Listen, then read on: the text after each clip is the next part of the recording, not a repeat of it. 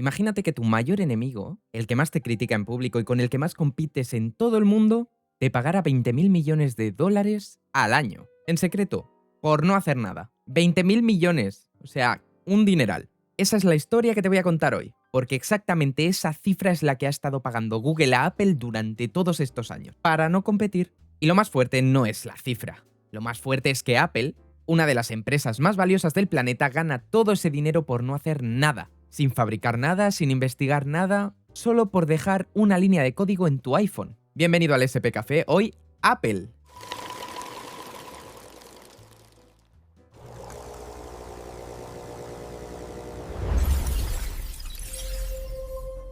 Te lo digo de entrada, este es uno de los episodios que más me ha costado preparar. Porque Apple todo el mundo cree que la conoce. Steve Jobs, el iPhone, el iPad, la Apple Store, el garaje y bla bla bla bla bla, todas estas historias de Hollywood. Pero la Apple real, la que está cotizando en el S&P 500 por un valor de 4.5 billones, no se parece mucho a esa película. La Apple real es una máquina de ingeniería financiera tan brutal que te va a costar creerla. Es una empresa que estuvo a 90 días de quebrar y que gracias a la salvación del padre del rival fue salvada. Una empresa que tiró 10.000 millones de dólares en un proyecto que tú ni siquiera has conocido. Y una empresa que tiene un acuerdo secreto con su mayor enemigo, del que el mundo se enteró porque un testigo por accidente dijo en un juicio. Hoy te lo cuento todo. Vamos a hablar, un cafecito y empezamos. Vamos al principio, y el principio no es lo que tú te estás creyendo. Año 1976, California. Y aquí vamos a empezar a romper mitos, porque tú sabes la historia de Steve Jobs y Steve Wozniak, que estaban fundando Apple en el garaje de los padres, ¿verdad? Pues casi toda esa historia es mentira. Casi toda. Primero, el ordenador Apple I no se diseñó en un garaje, se diseñó en el apartamento de Wozniak. Segundo, las primeras placas base que Apple creó se hicieron en el comedor de la casa de Steve Jobs, no en el garaje. El garaje se usaba solo una vez por semana para probar las placas. Y tercero, y no menos importante, Apple no se fundó por 2 personas, se fundó por 3. El 1 de abril de 1976, el contrato fundacional de Apple se firma con 3 firmas, no con 2. Steve Jobs, Steve Wozniak y Ronald Gerald Wayne. ¿Y quién diablos era Ronald Wayne? Pues era un ingeniero de 41 años que trabajaba con Steve Jobs en Atari. Jobs lo reclutó solamente para que fuera el adulto de la habitación. Así podía arbitrar el genio caótico Jobs y el genio técnico Wozniak. Y Wayne no fue una figura decorativa. Él, aparte de ser el árbitro, diseñó el logo. El primer logo, claro, que era un boceto de Isaac Newton sentado debajo de un manzano. Nada que ver con la manzanita mordida que conocemos. Y el reparto accionarial fue así: 45% para Steve Jobs, 45% para Steve Wozniak y 10% para Ronald Wayne.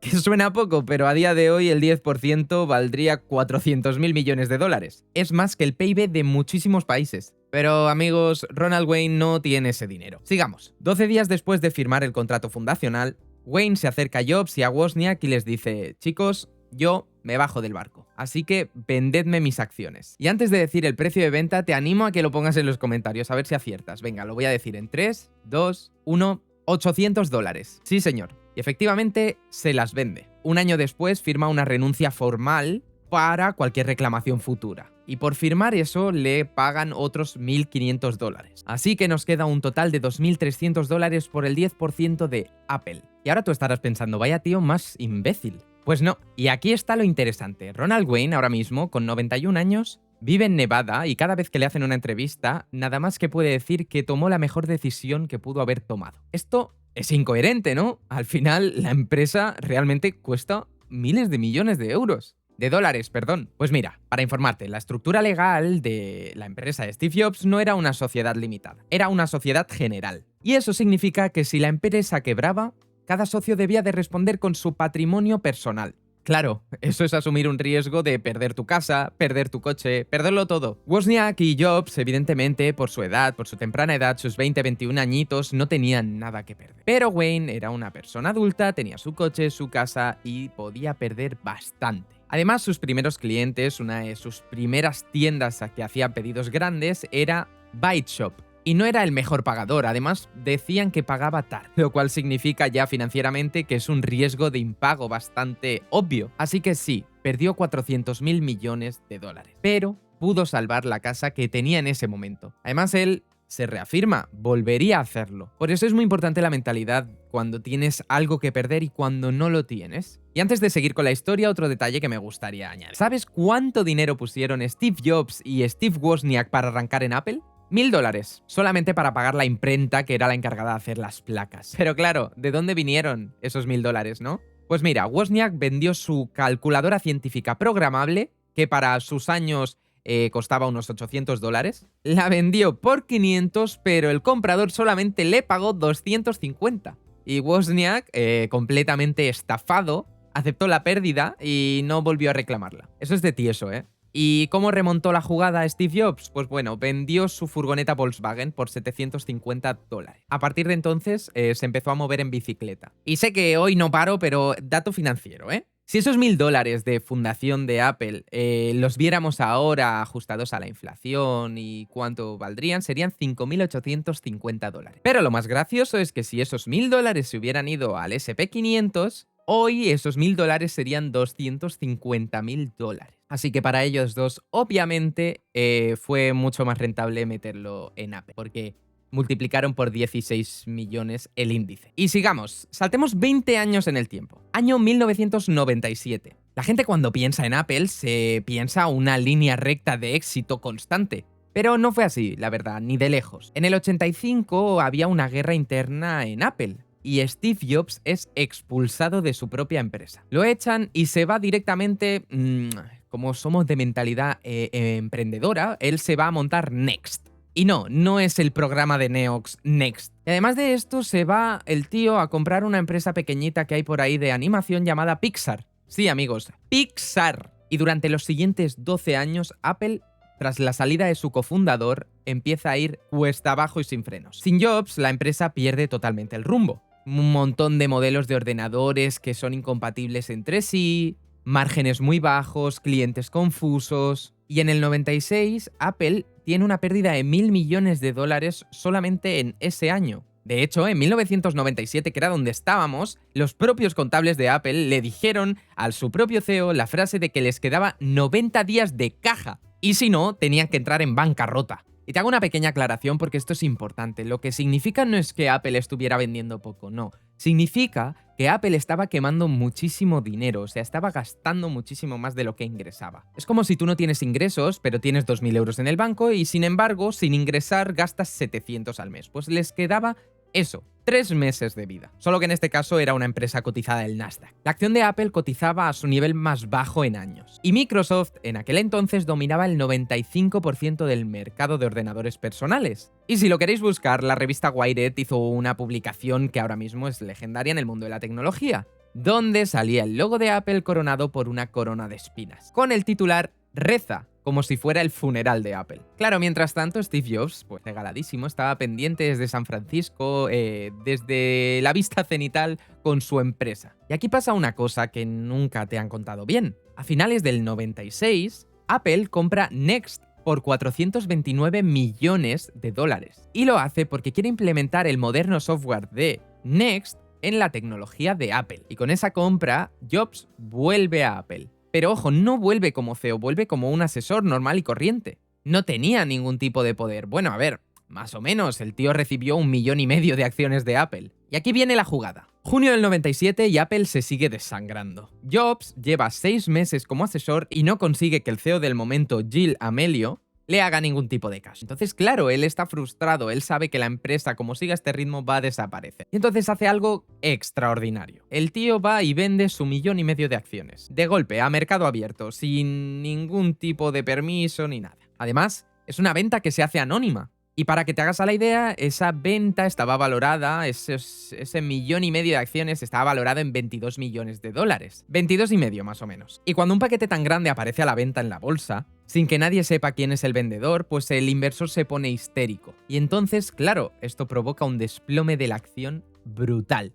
Y claro, aquí está la pregunta, o sea, ¿Steve Jobs hizo esto por desesperación, porque había perdido la fe? ¿O lo hizo a propósito para que despidieran a aquel CEO que no le estaba haciendo ni caso? Y antes de continuar con el vídeo, déjame decirte que este vídeo está patrocinado por una web llamada Cofounder. ¿Y qué es Cofounder? Pues Cofounder es una web completamente gratuita donde tú tienes 10 herramientas financieras que puede ser que nunca te hayas planteado y está pensada para el empresario pequeño, aquel autónomo que no sabe llevar sus cuentas. E incluso está habilitada una función llamada Coffee, que es la que te puede guiar en el camino, pero esa no es gratuita, chicos. Evidentemente hay una parte en la que Cofounder tiene que hacer parte del negocio. Así que si estás interesado, prueba Cofounder y dame feedback. Tenéis el enlace en la descripción del vídeo. Así que sigamos con la historia. El propio Jobs, cuando le preguntaron del Time Magazine, dijo que había perdido la esperanza y que el consejo no le hacía caso, así que por supuesto la acción iba a bajar, no iba a subir más. Esa es la versión oficial. A la que se haya callado alguna cosilla, no lo saben. Total, la acción se desploma y por lo tanto Apple convoca una reunión de urgencia, pero vamos, urgentísima. Despiden a Amelio y efectivamente a las semanas Steve Jobs vuelve a ser el CEO de su compañía. La empresa que lo expulsó en el 85 lo estaba coronando en el 97. Eso sí, con la acción en mínimos históricos. ¿Es una casualidad? Bueno, que cada uno opine por qué se hizo o no se hizo esta jugada. El caso es que a partir de este momento Apple se empieza a reconstruir, y es una reconstrucción masiva. Y aquí viene una de las cosas que más cuesta creer de la historia. ¿Quién fue el que salvó a Apple de la bancarrota en el 97? Te dejo adivinarlo de nuevo en los comentarios. Venga, va. En 3, 2, 1. Fue Microsoft. Efectivamente, la empresa de Bill Gates. De hecho, Steve Jobs llamó a Bill Gates. Después de muchísimos años de desprecio y de rivalidad, Steve Jobs llamó a el CEO de Microsoft para preguntarle si podía ayudarle. Y le dijo textualmente: Bill, si Apple muere, tú te quedas sin tu mayor competidor. Y claro, esto evidentemente sería la intención, ¿no? Pero también se quedarían sin un cliente importante de Microsoft Office. Además, existe una entidad muy buena que es la regulación antimonopolística. Claro, si monopoliza Microsoft el mercado de la tecnología, nada más que iba a traerle desgracias. Así que le dijo textualmente: necesito que inviertas en Apple. Y Bill Gates efectivamente lo hizo, invirtió 150 millones de dólares en Apple y se comprometió a seguir desarrollando Microsoft Office durante 5 años más para el Mac. Claro, no todos son alegrías y sonrisas. En el 97, cuando Steve Jobs anunció esto en el Macworld de Boston, el público le abucheó. Literalmente, o sea, la cara de Bill Gates apareció en una pantalla gigante al lado de Steve Jobs. El señor Bill Gates estaba en una videoconferencia con ellos y miles de fans de Apple le empezaron a silbar como si fuera un demonio, el tío que ha salvado su empresa. A lo que Jobs dijo textualmente: tenemos que dejar de pensar que para que Apple gane, Microsoft tiene que perder. Y este es el resumen de esta parte de la historia. Efectivamente, Microsoft salva a Apple de la quiebra. Bueno, continuemos en el transcurso del tiempo. Jobs es el CEO. Microsoft le ha inyectado oxígeno. La empresa sigue moribunda, pero ya no se va a morir en 3 meses. Le quedan unos cuantos meses para reinventarse o desaparecer. Y lo que va a hacer Jobs a partir de ahora es un poco contraintuitivo. La lógica empresarial te dice: si tu producto no se vende, bájale el precio. Hazlo más barato, conquista la cuota de mercado. Y así puedes pelear por el volumen. Pues bueno, Steve Jobs hace lo contrario, sube los precios. Sí, como lo oyes, Apple al borde de la quiebra y el tío sube los precios. El tío piensa: a partir de ahora nuestros ordenadores van a ser los más caros del mercado, entre un 30% o un 50% más caro. Y van a vender menos, evidentemente, o sea, esto tiene impacto, pero claro, a las personas que les vende les saca muchísimo más margen. De nuevo, lo que comenté en los anteriores vídeos, el margen es ese porcentaje de cada euro que te quedas en la venta de tu producto. Es decir, si tú vendes algo de 1 euro, a ti ese producto, si te cuesta 40 céntimos, para ti van 60. Total, para venderle toda esta locura al público, hace una campaña llamada Think Different. Piensa diferente. La campaña sale en blanco y negro y muestra a Einstein, Gandhi, a Picasso, a John Lennon, a Martin Luther King. Y la voz en off del vídeo de la campaña dice: brindemos por los locos, por los inadaptados y por los rebeldes, por todos aquellos que ven las cosas de manera distinta. Básicamente esto no era solo una campaña de publicidad, era más bien un filtro social, o sea, era como decir: nosotros somos los más guays y nuestros ordenadores son los más guays, así que si no estás a la altura, vete a comprar el ordenador barato de turno. Ahí tienes a Microsoft. Y tú te preguntarás: ¿funcionó? Pues hostia, sí funcionó. Te doy un dato financiero antes de continuar, o sea, hoy Apple tiene el 10% de la cuota de ordenadores personales en el mundo, solo el 10%, pero aquí viene lo interesante. Con ese 10%, Apple se queda el 66% de los beneficios de todas las ventas de ordenador en el mundo. El resto de la industria, Microsoft, Intel, HP, etcétera, se quedan el 90% del mercado de PCs y el 34% de los beneficios. O sea, es una locura esto. Y esto es una victoria del margen sobre el volumen, ¿vale? O sea, no importa tanto vender tanto, sino venderlo bien. Para que lo entiendas fácil, Apple decidió ser Ferrari, no decidió ser Toyota. Aunque los Toyotas molan, también hay Toyotas que están guapos. Total, el iMac lo lanzaron en el 1990. Un ordenador de colores, caro, bonito, diferente. El iPod en el 2001, el iPhone en el 2007... el iPad en el 2010, y fíjate la tendencia, cada producto era el más caro dentro de su categoría. El móvil más caro, el reproductor de música más caro. Al final todos esos productos se venden como panes porque son como el precio de adquisición al club. O sea, si tienes un iPhone, eres del club Apple. Si tienes el smartwatch, eres del club Apple. Y ser del club Apple, al final, es una identidad que parece que quiere tener todo el mundo, ¿sabes? Y esta es la primera lección de Apple, la primera lección de reconstrucción de la empresa. Pero no es lo que más ingresos le genera a Apple. Muy atento. Lo más rentable para Apple es lo que pasa cuando tú compras el iPhone. Después, voy a explicarte cómo funciona el negocio de Apple, sus mayores ganancias en realidad. Esta es la mejor metáfora que he encontrado. Imagínate que Apple ha construido una autopista privada gigante, súper accesible, genial. Esa autopista es el ecosistema, es iOS, el App Store, iCloud, Apple Music, Apple TV, todo Apple, todo lo que tenga Apple en su nombre. Y Apple en esa autopista privada solo deja conducir a los coches privados de Apple. El iPhone, el iPad, el Mac. Tú entras en la autopista comprando el coche. Y Apple ya gana su primer beneficio. Y ojo, que no es poco, tampoco, o sea, obtienen sus mayores ganancias del hardware, pero en el último año fiscal, Apple ganó el 37% de sus ganancias solamente con hardware. Ordenadores, móviles, relojes, etc. Que es un margen alto, sí, pero no es el negocio total. Lo que pasa es que una vez tú tienes el coche y circulas por la autopista, Apple te pone peajes cada 2 kilómetros. O sea, te lo cobra todo. ¿Quieres una aplicación? Descárgala en App Store. Pero la App Store, cuando viene un desarrollador de aplicaciones, te cobra un precio por la suscripción, por tener tu aplicación dentro de la App Store. Además, se queda con un 30% de las ventas, o sea, un 30% de las ventas de la aplicación. ¿Quieres escuchar música? Suscripción mensual. ¿Quieres guardar fotos en la nube en iCloud?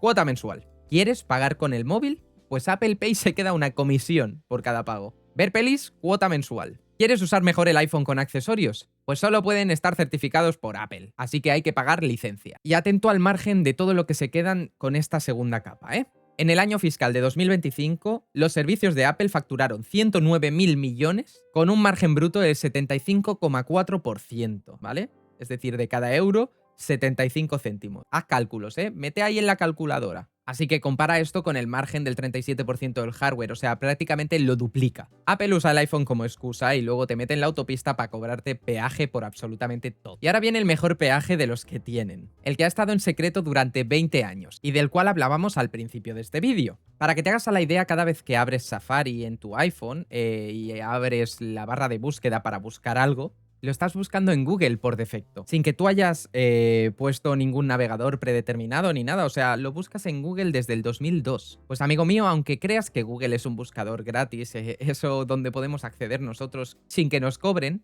para ellos no lo es. Google le pagó a Apple 20.000 millones de dólares en 2022 solo porque Safari tuviera su buscador como predeterminado. Y este pago lleva activo más de 2 décadas. Y lo bueno es que crece año tras año. Y este dato, ojo, porque es que no lo sabía nadie. Apple y Google se estaban negando a revelar la cifra exacta de este acuerdo. Lo único que decían era, bueno, cobramos miles de millones. Y entre acuerdos de confidencialidad firmados, en 2023, un testigo en el juicio antimonopolio de Google, por error dijo la cifra. ¿Y cuál es el acuerdo? Pues Apple tiene que pagarle el 36% de los ingresos que se generaban con búsquedas hechas desde Safari. Y en mayo del 24 se desclasificaron los documentos y ahí aparecen los 20.000 millones de dólares en 2022. Y aquí está la magia para Apple, porque claro, esos ingresos entran con un margen del 100% por no hacer nada, solamente tener el buscador. 22.000 millones de dólares. O sea, bueno. Y no con esto, en este juicio salió otra cosa. Microsoft durante todos estos años estaba intentando romper este pacto que tenían. Le ofreció a Apple varias veces, de hecho,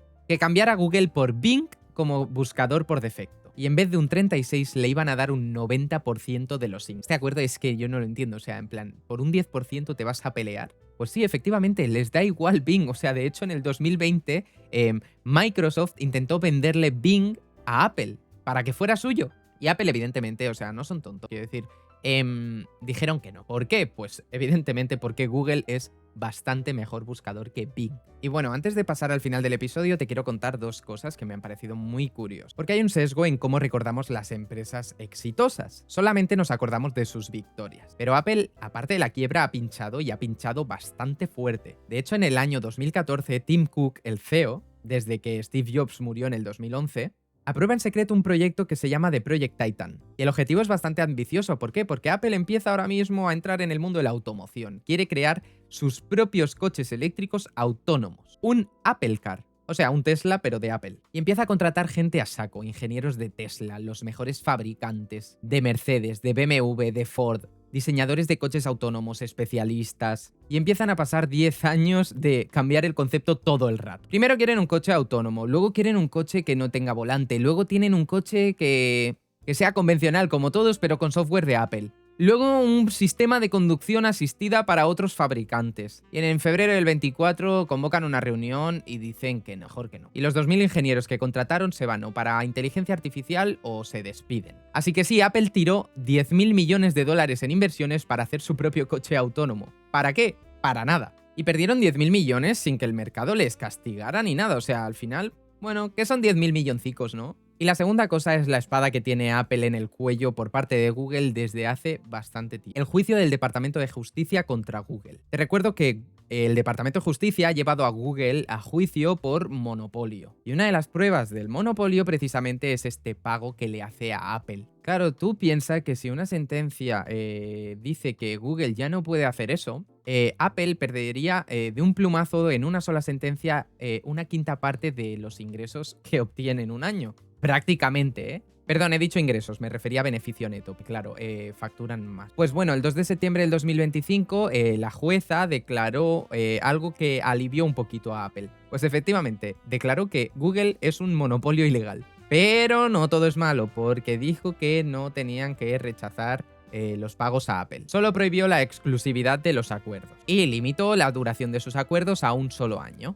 Total, ¿qué quiere decir esto en cristiano? Pues que Apple sigue cobrando por parte de Google, pero ahora cada año los otros buscadores como Bing, por ejemplo, pueden hacer contraoferta. Aunque bueno, sinceramente no creo que nadie vaya a ganar a Google. Y bueno, con esta historia genial que os he contado, con este dato cierro, ¿vale? Es un dato financiero extra antes de despedirme. A junio de 2026, la empresa Apple está valorada por 4,286 billones de dólares. Es la segunda más valiosa del planeta solo por detrás de Nvidia. Y su peso en el S&P 500 es del 7% aproximadamente. Para que te hagas a la idea, solo Apple pesa más que algunos de los sectores del S&P 500. Así que la lección de este episodio es la misma que la de McDonald's y Starbucks. Al final lo que ves no es lo que es. Tú miras tu iPhone y dices, bueno, este teléfono lo he comprado, lo fabricaron y ya está. Pero no.